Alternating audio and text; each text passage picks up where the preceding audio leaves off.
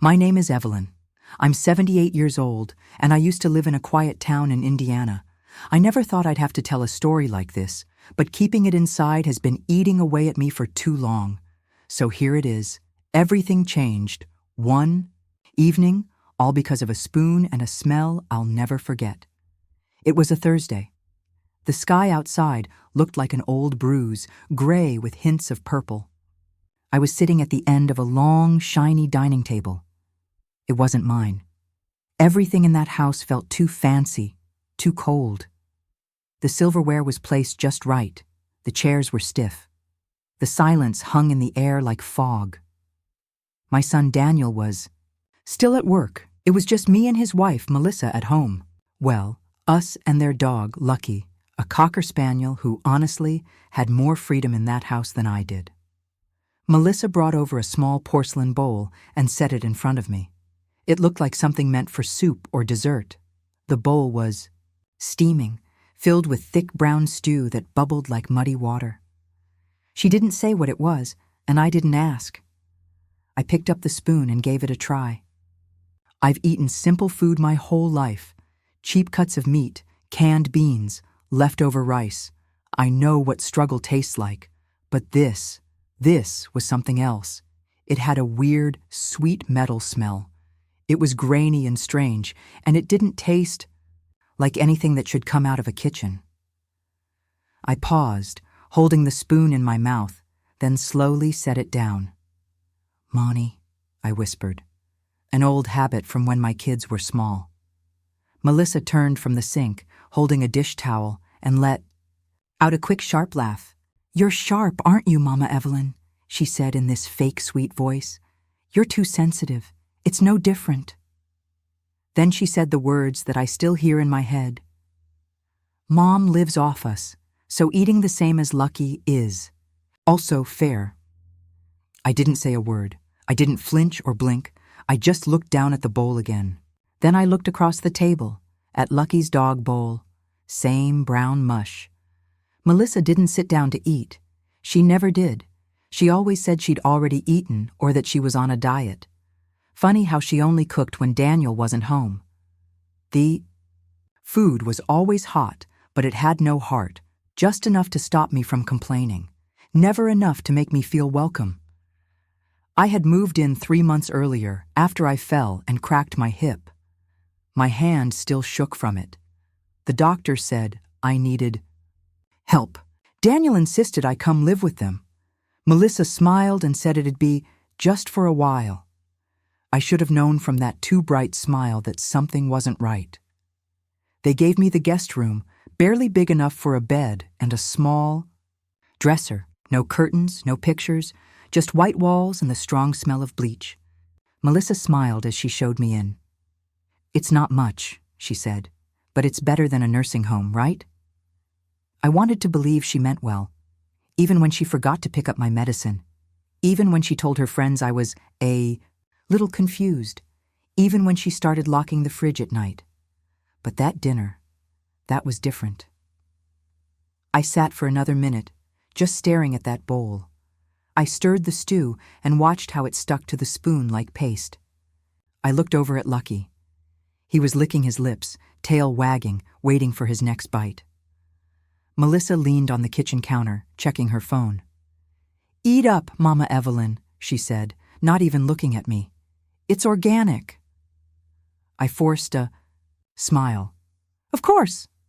Then I ate, just 1 bite, maybe 2, enough to keep her from noticing. The rest? I'd throw it away later, hidden under tissues in the trash. I knew better than to argue in her house, on her terms, without a plan. After dinner, I went to my room, closed the door, and sat quietly on the edge of the bed. My hand was shaking. Again. But this time, it wasn't because of age. It was something deeper, something colder, something that made me feel like a scared little girl all over again. That night, I didn't sleep. I just listened. To the sound of her texting in the kitchen, to Lucky's paws clicking on the floor, to the soft hum of the fridge still locked. And when the house finally went quiet, I tiptoed out in my socks, holding my phone tightly in both hands, and headed to the trash bin. I found it under the sink, the thing I was looking for. A torn cardboard box with big letters across the front. Dog gourmet meals, bulk order. Underneath were empty cans, most with the labels ripped off, but one still had its label. I didn't take it. I just snapped a photo with my phone. Then I went back to bed. I didn't cry. Not that night. I had a plan now. That night at dinner, I laughed at Melissa's little joke. Just a soft, polite chuckle, the kind you give when you want to go unnoticed. She leaned her head back, clearly pleased with herself. It wasn't funny, and it wasn't meant to be. It was a test. And like most tests, it told me everything I needed to know. After I wiped my mouth and slowly stood up, she waved her hand without even looking up from her phone. "Don't worry about the dishes, Mama Evelyn," she said. "We've got it covered. Go get your rest." I nodded. Of course, sweetheart. I shuffled down the hallway, dragging my slippers across the floor, just enough to make it sound like I was tired, slow, and harmless. I opened my bedroom door with a loud creak, then closed it just as loud. Then I waited. 5 minutes. 10. I listened until her laughter faded into the other room. When it was quiet, I slipped back out, silent as a shadow. In the kitchen, I pulled out the trash bin from under the sink. The top layer was normal stuff: paper towels, a tea bag, avocado skin. But under that, there it was again, the same dog food box I'd seen before. The design was ridiculous, fancy gold letters, over a fake wood pattern, pretending it was something special. Inside were 4 more cans. One still had its label. I didn't steal anything. I just took another photo, this time making sure her fancy dish towel with her initials was in the shot, just in case. I didn't feel scared. I felt something slow and steady building inside me, like a car engine warming up on a cold morning. Back in my room, I plugged in my phone and looked at the pictures. The can clearly said, "Not for human consumption." The ingredients were a mess of hard-to-pronounce chemicals and meat byproducts. But what hit me hardest was the small warning near the bottom: for dogs only, not safe for elderly care or assisted living. It felt like someone had poured ice water down my back. I sat there, holding the phone in both hands, letting the silence settle over me. I wasn't new to feeling embarrassed. Life had handed me my fair share of quiet shame. But this was different. This came from inside my own family. Melissa had made it clear from the start. I wasn't really welcome. She never said it out loud, but I saw it in the way she sighed when I asked for help, or how her eyes rolled when I walked too slow. She never called me Mom, just Mama Evelyn, like I was some stage character she didn't want to play with. I've seen this before, at church, in neighbors, women like me, widowed, older, moving in with their kids, thinking they'd find comfort, but instead slowly being pushed out, ignored at best, treated cruelly at worst. But Melissa made one. Mistake. She thought I was stupid. The next morning, I forgot my cane in the living room. When I asked Melissa to get it for me, she rolled her eyes. I lost my keys and blamed the dog. I repeated myself during conversations. "Did you say Thursday or Tuesday, dear? I'm a bit fuzzy today." Melissa bought every second of it. Her smug smile grew like mold in a damp corner. "She's getting worse," I heard her whisper to Daniel one night when she thought I was asleep. She called the remote a telephone. "I don't know if we can keep this up. It's a lot." I took that as permission, to forget more, to mumble more, to move slower. But my mind? Oh, it was sharper than ever. That's when I started writing things down again. Not in a notebook, too easy for her to find. I used the Notes app on my phone, hidden behind the name Knit Patterns for Church Bazaar. Password protected? Of course, every little thing went in there. Tuesday, 8:12 p.m. Leftovers from Lucky's bowl poured into mine. Wednesday, 10:30 a.m. Melissa told Daniel I was paranoid for asking where the bread was. Thursday, 6:47 p.m. Found. Another dog food order open on her tablet. Website, petsupplydeluxe.com. Took a photo. Each entry felt like I was taking a little piece of myself back. Not revenge. Not yet. Just proof. Because women like me, we don't get believed. They call us forgetful, emotional, dramatic. But no one argues with receipts. One morning. Melissa made me breakfast. Oatmeal. It tasted faintly of aluminum. She smiled as she set it down in front of me. "How is it today, Mama Evelyn?" she asked, her tone sweet. Too sweet. "Oh, it's lovely, dear," I replied, smiling. "Just like the kind we had in the army." She blinked. "You were in the army." I smiled wider. "Oh no, I must be confusing it with something else. My memory, you know." She laughed. "Right. Happens." Then she walked away, never noticing I hadn't taken a single bite. That same week, I ordered a second phone, paid for it myself using an old bank account she didn't know about. I had it shipped to the corner pharmacy under the name of an old friend. Picked it up while Melissa was out getting a facial. It was time to tell someone, and I knew exactly who. That night, once she was asleep, I pulled out the phone and dialed a number I hadn't used in years. It rang 3 times. "Hello?" a young male voice answered. "Caleb," I said softly. "It's Grandma Evelyn." A pause. "Grandma? Everything okay?" "No, sweetheart," I whispered. "Not exactly." Silence. Then, "Where are you? With Uncle Daniel and Melissa? Is something wrong?" I took a breath, steadied my voice. "She's feeding me dog food, Caleb, and she thinks I'm too old and too stupid to notice." My heart thudded long after we ended the call, but it wasn't fear, it was focus. I hadn't heard Caleb's voice since his graduation, always the quiet one at dinners, polite, thoughtful, observant. He never spoke first, he listened, and now he was a second-year law student at Indiana University. My last hope. "I'm coming this weekend," he told me. "Don't tell anyone I called. Don't change anything. Just wait." And I did. But I didn't just sit and wait. That same night, I uploaded the photo of the dog food can's barcode to my computer.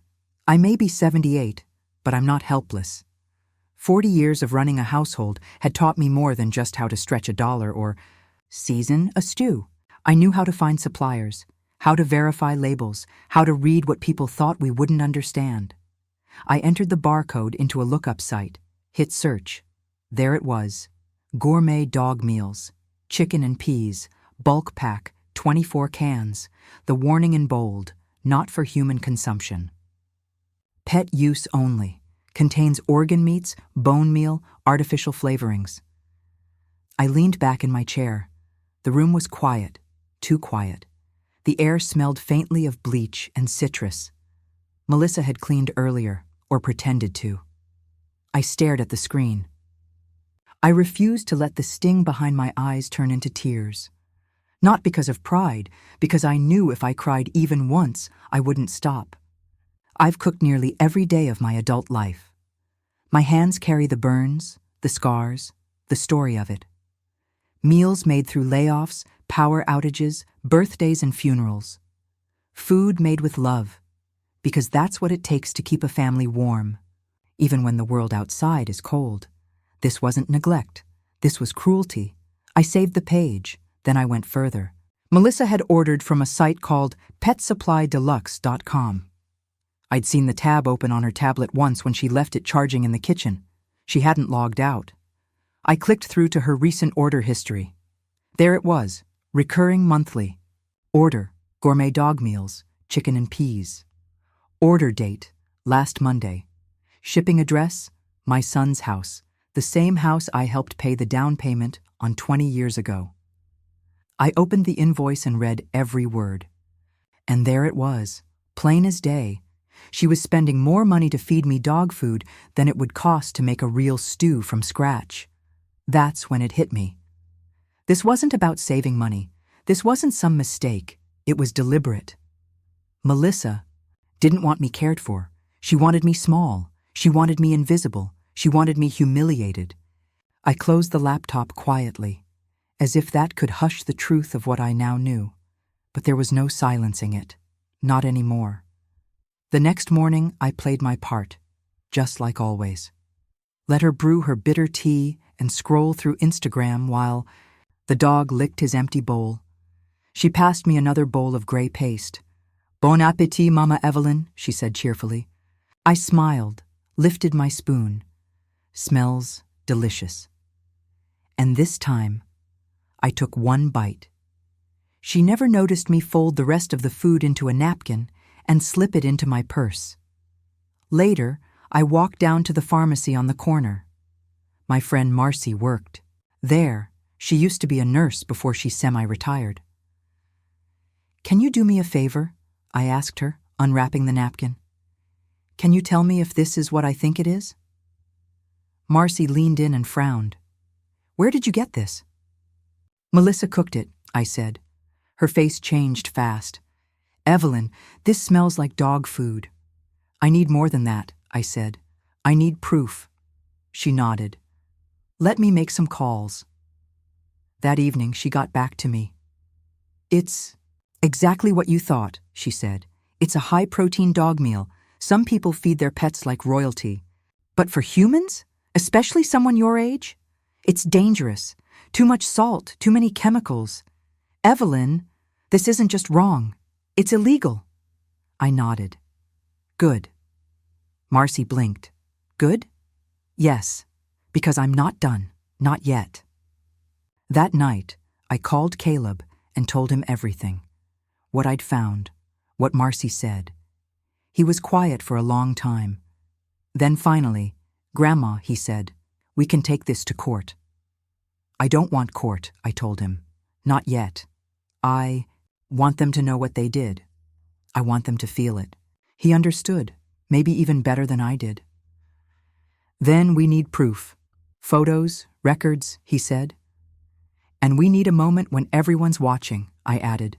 "I'll make sure they're all there." He laughed gently. "Of course you will." Friday came quick. Melissa was in a good mood. "Daniel's parents are coming over for dinner this weekend," she said, smiling. "You'll stay in your room, okay? It's just easier that way." I smiled back. "Of course." That day, I got everything ready. Screenshots, printouts, a picture of the barcode, Marcy's note. I tucked it all into a plain manila folder and clipped it shut. On the front, I wrote, "Photos, family trip 1996, so no one would open it early." Saturday came, and so did the whole family. Daniel's sister, her husband, cousins, everyone. Melissa was in her element, playing hostess. She wore a silk blouse and sprayed air freshener like it was perfume. She made lemon chicken, her one, real recipe. People were smiling and complimenting her left and right. Dinner started. I sat way at the end, like always, in the chair that didn't match. My napkin was paper, not cloth. She gave me plain pasta, no sauce. I smiled anyway. Halfway. Through the meal, I gently tapped my spoon against my glass. "Excuse me," I said, soft but clear. Everyone turned to look. Melissa froze. "I found an old photo album," I said. "Thought I'd share if that's okay." Daniel shrugged. "Sure, Mom." I opened the folder and laid the photos out, one by one. The barcode, the supplier's invoice, the list of ingredients, Melissa's online order, Marcy's handwritten note, and finally, the label, not for human consumption. The room went dead silent. Melissa's jaw dropped. Daniel's face turned pale. I leaned back in my chair, calm and full. "I've eaten worse in my life," I said, "but never with less love." No one spoke. The silence sat heavy over the table, like a curtain falling. I didn't say another word, just picked up my folder, stood up slowly, and walked back to my room. I didn't slam the door. No need. The truth is loud enough. That night, I lay in, bed staring at the ceiling fan spinning above me, slow and steady, like my thoughts. I heard whispers in the hallway. Daniel's voice was quiet and tense. Melissa's was sharp and defensive. Doors opened and closed. Footsteps rushed across floors that used to belong to me. They didn't knock. I didn't expect them to. At 3:47 a.m., I picked up my secret phone, the one Melissa didn't know about. I scrolled through my contacts until I found him. Aaron, IU. Law. Not Caleb this time. Aaron, the oldest of my grandchildren. A third-year law student, sharp, bold, and fiercely protective, especially of me. When he was little, he used to spend summers with me. Always called me my best grandma. Even though he had 3, I tapped call. He picked up on the second ring, voice still sleepy. Grandma? Aaron, I whispered, I need your help. He sat up. I could hear it in his breath. What happened? He asked. So I told him. I told him everything. The food, the label, the barcode, the shame, the way Melissa smirked when I pretended to enjoy it, the way Daniel looked away, the way this house stopped feeling like mine a long time ago. The house I once helped pay for had turned into a quiet prison. I told Aaron everything, every detail. He didn't interrupt once. When I finally stopped talking, he let out a slow breath. I'll take care of it, Grandma, he said. Just let me handle it. I smiled. I trust you, Aaron, but I want it done my way. He paused. What's your way? Public, legal, unforgettable. He laughed. You sound like a true Southern matriarch. I may live in Indiana now, I said, but I remember exactly where I come from. The next morning, Aaron sent me a checklist, copies of bank statements showing shared expenses, photos of food labels and invoices, a signed statement from a doctor confirming the health risks, a letter from Marcy, any video or audio proof if I could get it. Build the foundation, he wrote. I'll bring the hammer. So I got to work. Melissa didn't know I still had access to the family printer. She didn't know I used to teach high school business before I ever became someone's wife. She thought I was slow, forgetful. What she didn't realize was that I'd been filing paperwork longer than she'd been alive. I printed every invoice, clipped every receipt. I had records, Social Security deposits, bills Daniel had asked me to help with just for a little while. I had screenshots from Melissa's pet food account, taken before she finally figured out how to log herself. Out. By Wednesday, I had it all packed into one thick envelope. I sealed it tight and mailed it to Aaron's apartment in Bloomington. That night, I cooked for myself, for the first time in weeks. While Melissa was napping, I snuck out and bought a small rotisserie chicken from the corner store. I made rice, chopped some scallions, and drizzled soy sauce just the way I used to. I even set the table for one. And I didn't rush. I took my time, enjoying every bite, not just the food, but the feeling, the dignity. The next day, Aaron called. I've got everything, he said. I even talked to one of my professors. He specializes in elder abuse and estate law. He's going to help us. Good, I said, because I'm ready. Aaron's voice turned low and focused, not angry, just sure. Here's what we'll do. We'll call a family meeting. You'll be there, I'll be there, and they will be there. We'll lay it all out, just like court. Let them see what it feels like when the truth walks in through the front door. I chuckled. You sound like your grandfather. No, he said. I sound like your student. You taught me better than anyone. We picked a date. Saturday. Daniel and Melissa thought it was going to be just another family dinner, a chance to smooth things over after what they called my little outburst the week before. They even tried to butter me up. Melissa knocked on my door Friday afternoon. with a tray of cookies, store-bought, too sweet, with a fake smile to match. "I know we got off on the wrong foot," she said. "It's just been stressful for all of us." I looked at the cookies. Then I looked at her, and for once, I said nothing. Let the silence speak. Saturday came. Aaron showed up in a pressed shirt and tie, one of Harold's old ties I'd given him years ago. He kissed my cheek. "You ready?" he asked. I nodded. "Let's go feed the wolves." Everyone gathered at the table again. Melissa poured wine. Daniel sat stiffly. Everyone pretended this was just a normal dinner. Then Aaron stood. He reached into his satchel and pulled out the folder. Not mine now, his. He laid out the evidence, one piece at a time. Invoices, photos of the dog food packaging, the "not for human consumption" label, Marcy's letter, the doctor's note, bank records showing how I'd supported them for months, with no thanks, no recognition. Melissa's face went pale. Daniel rubbed his forehead, eyes closed. Aaron stood tall and calm, his voice steady. "This is a textbook case of elder neglect, humiliation, and deception. If this goes to court, we have more than enough for a civil suit, and possibly, depending on the prosecutor, criminal charges." Melissa jumped up. "You're threatening us?" Aaron didn't blink. "No, I'm telling you, Grandma is not alone, not anymore." And neither was I. That Saturday didn't end like some dramatic courtroom scene on TV. Nobody screamed. No one flipped the table. Melissa didn't cry. Daniel didn't shout. But the silence after, it said everything. They didn't apologize. They just sat there, tight-jawed, exposed, but still defiant. But that silence wasn't a victory for them. It was a warning. And Aaron wasn't done. "Now we build the rest," he said the next morning.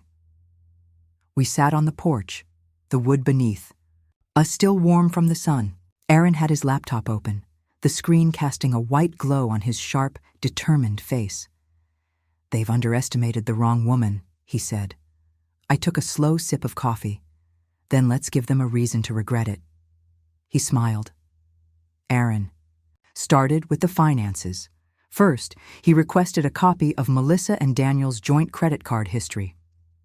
"They use the same card for everything household related," he explained. "Let's see how many times these dog meals show up." I raised an eyebrow. "What if they used cash?" He chuckled. "Melissa? No way. She's too lazy to track receipts. She wants points. Cash back." Sure enough, within 48 hours, he had the records.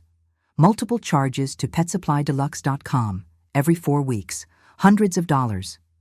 Then there were charges for spa visits, subscription boxes, organic wine deliveries, all listed under household expenses. Meanwhile, grocery store receipts told a different story. Cheap bread, rice, maybe a vegetable or two. No protein, nothing fresh, nothing with care. Aaron made a spreadsheet, each item tagged, categorized. He titled it, Neglect Ledger. Then came the next phase, testimonies. Aaron called Marcy again.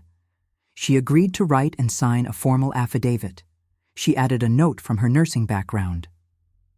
Feeding non-nutritive animal food to an elderly person can lead to gastrointestinal damage, malnutrition, and emotional trauma. We printed it, signed, notarized, filed. Aaron also pulled security footage from the corner pharmacy. It showed me, gray-haired, slim, slightly hunched, walking in with a gentle smile and buying a small bag. That rotisserie chicken I'd treated myself to. Proof. I could think clearly. Shop alone, feed myself. "She is not senile," Aaron wrote in the packet. "She is suppressed." Next came a timeline. At the top, 3 months of silence, 1 month of evidence. 1 day for justice. He mapped it all out. The date I moved in, the first dog food delivery, the bank transfers I made to help with bills, the supposed forgetful episodes, dates that matched my hidden notes, and then Social media. He pointed to a post Melissa had made, a photo of her in a bathrobe holding a green smoothie. Caption: "Caregiver burnout. Taking care of everyone but myself." "She's building a victim story," Aaron said, "while feeding you leftovers from Lie's bowl." His voice didn't rise. He didn't have to. His fury lived in his calm. Meanwhile, I stayed quiet. A few days later, Melissa tried small talk over breakfast. "Oh, is Aaron staying long?" she asked, voice sticky sweet. I looked her right in the eye. "Just long enough to clean house," she blinked. "Oh, well, let me know if you need anything. I need you to remember who owns this house." She didn't talk to me again that day. Aaron called in a favor next, from a law school mentor who once clerked for a local judge. He wanted a legal read on how far we could take this. "Elder. Exploitation," the mentor said, "especially with finances involved. Don't underestimate humiliation. Juries remember that." By the end of the week, Aaron had assembled a full binder. Evelyn Harris vs. Melissa and Daniel Harris documentation, packet 3 copies. One for me, one for our legal advisor. One Aaron kept close. "I'm not filing anything yet," he said. "That's your decision, but they need to know we can. At any time." I nodded. "So what's next?" "Next," he said, "we host another family dinner." I raised an eyebrow. "Another one?" He grinned. "This time, you set the menu." It was Daniel's birthday. Melissa planned it, like a political campaign. Silver and navy streamers, a cake so perfect it looked like plastic, every chair placed just so. The guest list, tight but strategic, siblings, cousins, friends, even some of Daniel's co-workers. Enough people to witness a celebration, or something else entirely. They didn't ask me to help, not that I would have. They placed me at the corner of the table, near the patio doors, not quite in the group, but not out of it either. Just visible enough for the photos, just quiet enough to forget. Melissa floated around the room in a fancy cream blouse, laughing way too loud, like she was trying too hard to seem happy. Every 20 minutes, she leaned in and kissed Daniel on the cheek, like she was hitting refresh on some ad for a perfect life. But Daniel didn't look like he was having a good time. His smile was thin, and his eyes kept drifting like his mind was somewhere else, as if something deep inside him was starting to slip. But he didn't know what. Then Aaron walked in. He didn't show up in a suit, didn't have a fancy bag, just a small leather folder under one arm and a little black projector in his hand. "Happy birthday, Uncle Daniel," he said, giving him a quick hug. Melissa swept over with a big, shiny smile. "Aaron, so glad you made it. Are you staying long?" Aaron smiled, calm as ever. "Just long enough to clear something up." Melissa blinked, a little thrown. "Clear what up?" Aaron didn't answer. Not yet. About half an hour later, after the birthday cake had been cut and people were still holding their forks, Aaron stood up. He walked to the middle of the room, looked around at everyone, and cleared his throat. "Can I have 5 minutes?" he said, his voice steady and sure. "Just a quick family moment, something important, something that should have happened. A long time ago." Melissa froze by the drink cart. Daniel looked up, confused. "Aaron?" Aaron raised a gentle hand. "Just a few minutes, Uncle, I promise." Daniel gave a small nod. "All right." Aaron plugged the projector into the wall, and the room dimmed a bit. The soft glow from the screen lit up the pale wall. Then Aaron spoke again. "Con muantia mote." The first slide came up. It was a screenshot. PetSupplyDeluxe.com, order confirmation. You could feel the air change. A few quiet gasps. Some people stopped eating. The next slide showed the order details. Dog food, fancy stuff, bulk order, on a monthly subscription. Then, in big red letters, "Not for human consumption." More slides. A picture of someone sitting at the dinner table, in front of a bowl, the same bowl Melissa used to serve meals to Lie, their dog. The room went still. Aaron turned back to the crowd. "I've been helping my grandma for the past month," he said, "collecting proof. Witnesses, doctors, notes, bank statements, all pointing to one thing. For weeks, maybe months, my grandmother has been eating pet food, and Melissa Harris knew." He said Melissa's name slowly, like a judge reading a verdict. Melissa jumped up, face red and furious. "This is disgusting! This is a birthday party!" Aaron didn't flinch. So was the day she took the first picture of a dog food bag in the trash. The night she first smelled something weird in her stew. The first time she noticed Lai's food looked better than hers. Now people were whispering. Someone covered their mouth. A cousin leaned in close to Daniel, who looked pale and shaken. Aaron kept going, not missing a beat. "I know what some of you might be thinking. Maybe it was a mix-up. Maybe it's not a big deal. But it is. Here's the credit card statement. Over $2,000 spent on dog food, ordered again and again. Meanwhile, the only human groceries? Just enough for 2 adults." Click. A photo of the fridge, almost empty, cold, lifeless. "Some nights, Aaron added softly. The fridge was locked, with a code only Melissa knew. Click. A signed letter from a nurse named Marcy. It confirmed that non-human food had been served. It confirmed the health risks. Serious ones for a 78-year-old woman. Melissa stepped forward, shouting now. "You're twisting everything. She eats what we eat. She's confused. She forgets things." Aaron turned to me. "Grandma," he said gently, "have you ever been told you have memory loss or dementia?" I stood up slowly, met his eyes. "No, sweetheart. Do you handle your own money?" "Yes." "Do you remember what you had for dinner 2 nights ago?" I gave him a small smile. Frozen chicken patties, microwave corn. I took 1 bite of what was in my bowl and flushed the rest. Just like I did the night before. And the night before that. The silence that followed was heavier than stone. Melissa's fists clenched. "You're making her look like a victim. She's old. She forgets." Aaron looked around the room, calm, steady. She didn't forget. She remembered everything. She just pretended to forget. Because sometimes strong women don't fight right away. They wait, they gather proof, and then they speak. He clicked to the final slide. It was a copy of a property deed.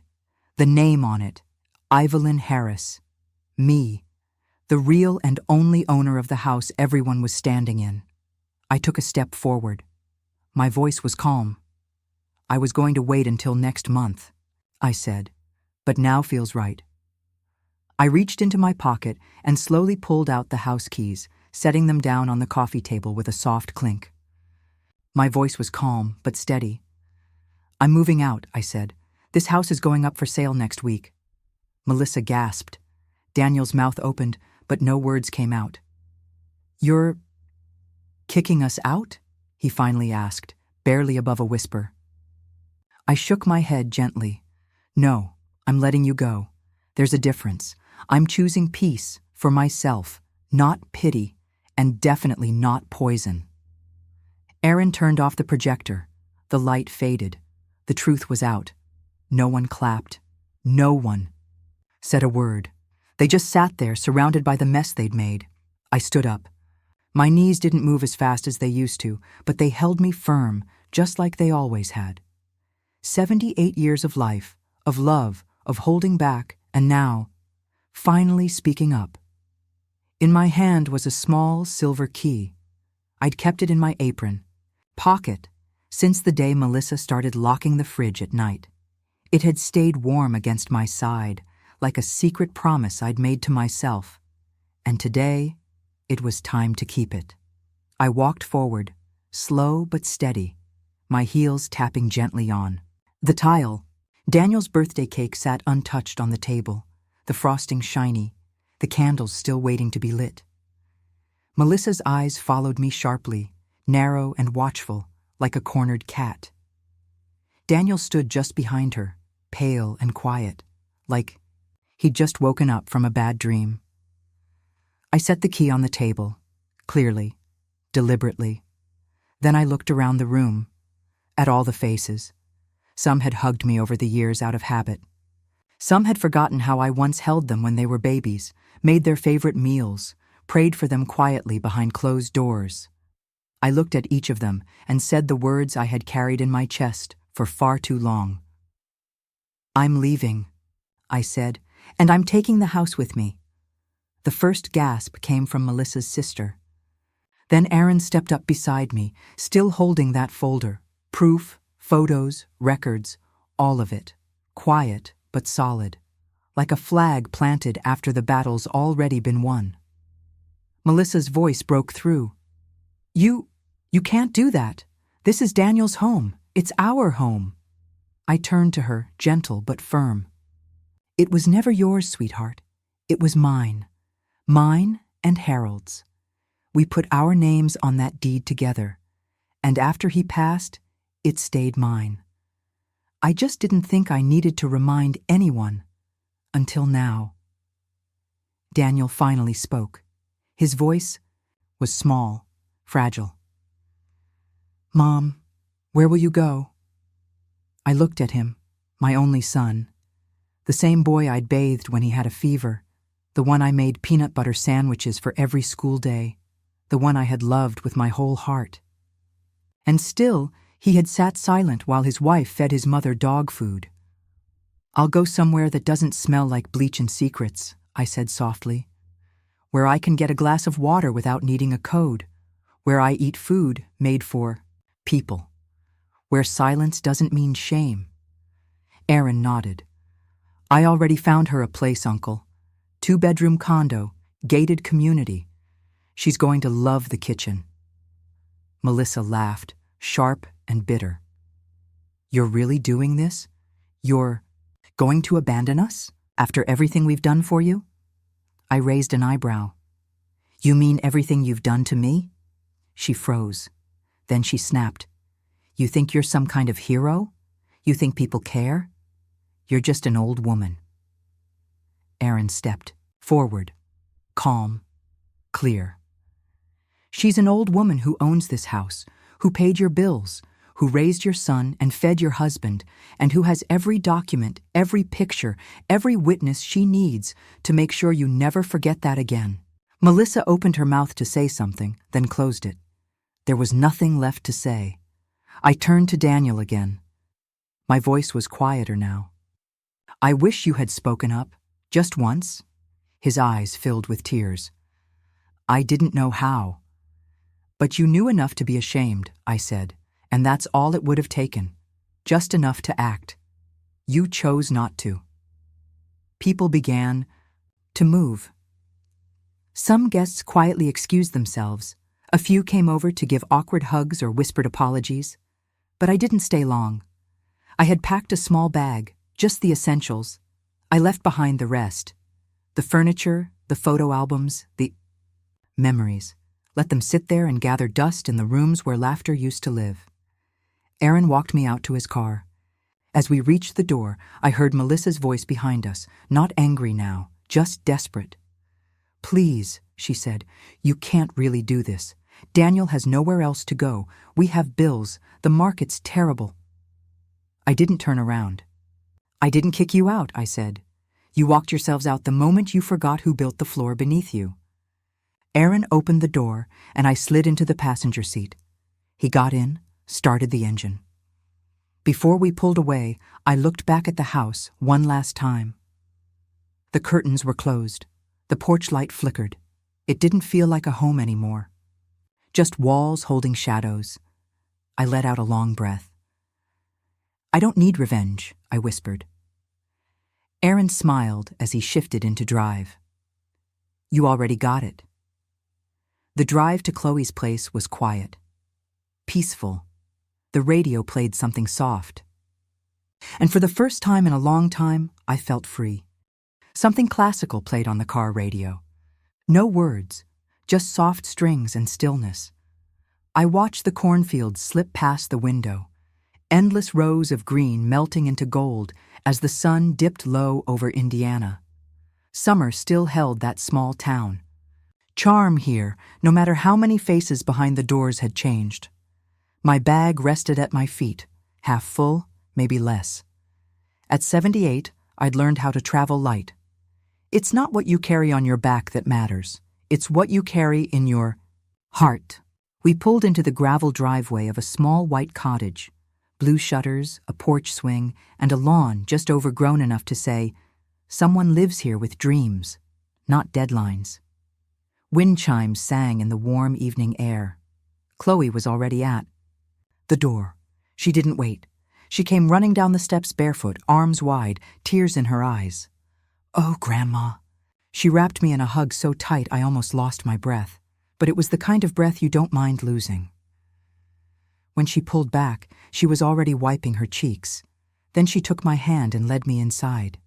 The house smelled like vanilla, and basil she'd been baking. Photos lined a shelf by the window, her college graduation, her cat Tofu, a picture of the two of us from years ago. No marble countertops, no expensive decor, but every inch of it was warm. She made tea. I sat at her kitchen table, old wood scratched by years of use, and she set a mug in front of me. "Peppermint," she said, "your favorite." She sat across from me, folding her hands. Her voice trembled. "Grandma, I didn't know it was that bad." I smiled gently. Melissa made sure of that. Chloe bit her lip. "I always knew she wasn't kind, but I thought you were okay. You were always strong, always smiling."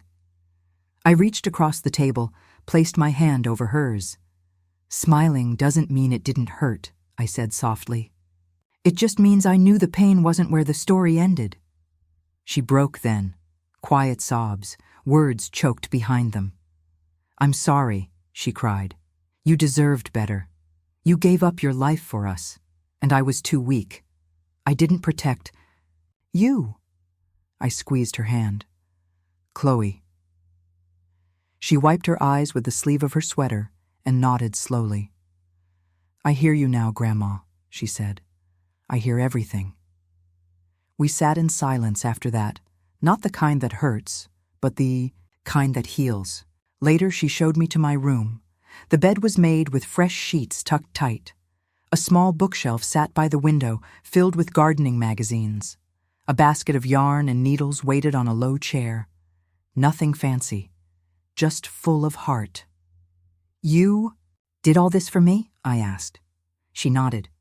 "I started the day I found out what was really going on. You're safe now. I promise." And I believed her. That night, I stood at the window and looked out over the quiet street. No footsteps pacing past my door. No locks on the fridge. No hushed voices behind paper-thin walls. Just the wind in the trees and the soft sound of chimes. I picked up my journal, my real one, not the digital file I kept hidden on my phone, and began to write. June 16th. I left the house I built with Harold. I left the shame they tried to feed me. I left, but I didn't lose. They lost the right to say my name without flinching. Later, Chloe peeked in. "Need anything, Grandma?" I shook my head. "Just this." She walked over, knelt beside me, and laid her head on my lap, just like she used to when she was 5 and couldn't sleep unless I was humming nearby. "You're not losing your mind," she whispered. I smiled and stroked her hair. "No, sweetheart, I never was. I was just waiting for the right moment to remember everything for them." Now that Aaron showed me the proof, I see it all so clearly. You kept track of everything. You held on through it all. I felt ashamed for not seeing it sooner, but also proud.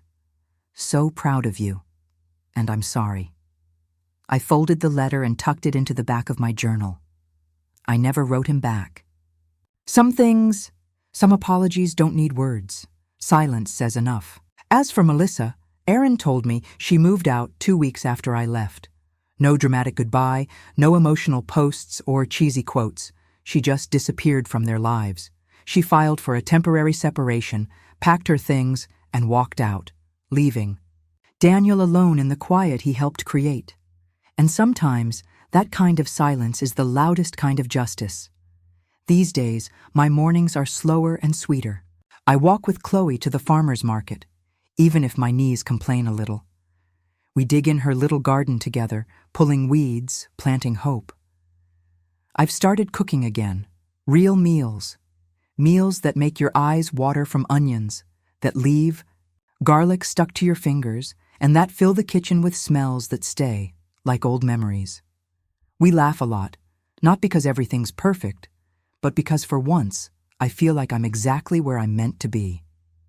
In a home that still sees me, with people who really hear me, and with a truth I no longer have to hide. So if you've made it to the end of my story, thank you. If something in it made your heart ache, or brought someone you love to mind, or even reminded you of a part of yourself, then stay with us. Follow Her Yesterday by Emma. Because the stories we share here come from women who were quiet for too long. We're not here for pity. We're here to speak the truth, to seek justice, and to honor every grandmother who waited her whole life to finally be heard. When a grandma speaks, the world listens.